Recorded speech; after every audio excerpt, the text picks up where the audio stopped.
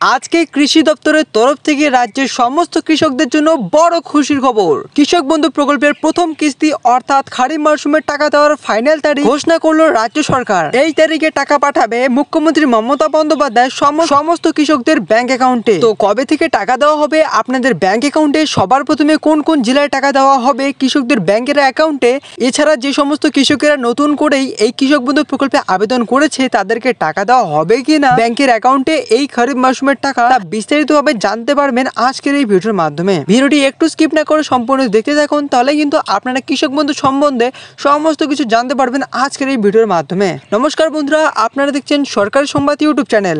বন্ধুরা, আজকে ভিডিওটি এখনো পর্যন্ত আপনারা লাইক না করে থাকলে লাইক করে এক্ষুনি আমাদের চ্যানেলকে সাবস্ক্রাইব করে রেখে দেবেন, কারণ এরকমই গুরুত্বপূর্ণ ভিডিও ডেইলি আমি আপনাদের জন্য নিয়ে আনি। তো বন্ধুরা দেখুন, এখানে বড় বড় করে লিখে দেওয়া রয়েছে কৃষক বন্ধু টাকা কবে দেবে 2025। তো বন্ধুরা, কবে আসবে 2025 সালের কৃষক বন্ধু প্রকল্পের টাকা, চলুন জেনে নেওয়া যাক আজকের এই ভিডিওর মাধ্যমে। তো বন্ধুরা, আমরা কিন্তু যেরকমটা ভালো মতো জানি, জনপ্রিয় প্রকল্পগুলোর মধ্যে একটি হচ্ছে কৃষক বন্ধু প্রকল্প। পশ্চিমবঙ্গ রাজ্যের কৃষকদের জন্য রাজ্য সরকার কৃষক বন্ধু প্রকল্প চালু করেছেন বহুদিন আগেই। এই প্রকল্পের মাধ্যমে প্রতি বছর কৃষকেরা খরিফ ও রবি মৌসুমে আর্থিক সহায়তা পেয়ে থাকেন। 2025 সালের কৃষক বন্ধু প্রকল্পের প্রথম কিস্তির টাকা কবে ঢুকবে, যারা এখনো টাকা পাননি তাদের কি করতে হবে এবং নতুন করে কিভাবে আবেদন করা যাবে, এই সব কিছুই আজকে ভিডিওতে আমরা জানতে চলেছি। তো চলুন জেনে নেওয়া যাক। কৃষক বন্ধু প্রকল্প পশ্চিমবঙ্গ সরকারের একটি কৃষি সহায়তামূলক স্কিম, যা রাজ্যের কৃষকদের আর্থিক দিক থেকে সুরক্ষা দিতে চালু হয়েছে। একবার খরিফ চাষের সময় আর একবার রবি মৌসুমে।